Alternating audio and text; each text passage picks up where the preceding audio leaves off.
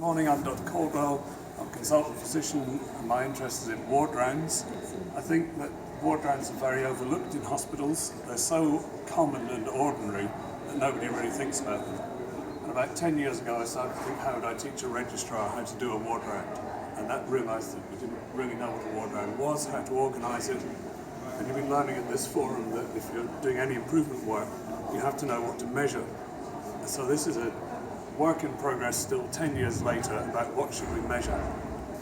And so some of the things we should measure are very obvious, like how many patients we have to see, how many are new and how many are review, how many are ill, how long it took to do the ward round, how much time we spent with each patient.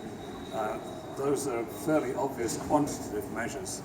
In terms of qualitative measures, there'll be some measures that will be very difficult to evaluate, like team working and team satisfaction, patient understanding. You need a lot of resource to measure those things.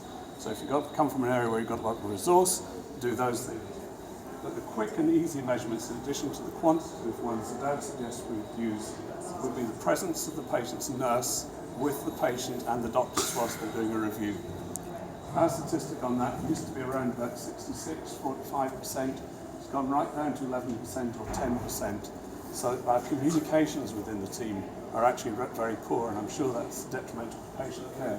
I think that's a good measure because it reflects staffing levels and culture, a combination of the two. So you can have very good staffing levels and doctors and nurses kind of speak to each other. What we really have at the moment is not enough doctors and nurses, and we don't speak to each other properly. I think the average duration of each review is important, so if you find that you're doing your reviews in 2 minutes, that would be too short. If it's taking 30 minutes, it's probably far too long. And you can see the times that we've taken to do the ward rounds of standard process. But I think what we've found with our work over the years is the proportion of the time that we spend with the patient has increased. So the ward round takes us long, but we're spending over 50% of the time in direct consultation, engaging with the patient in explanation and making out plans, and that reassures the patients.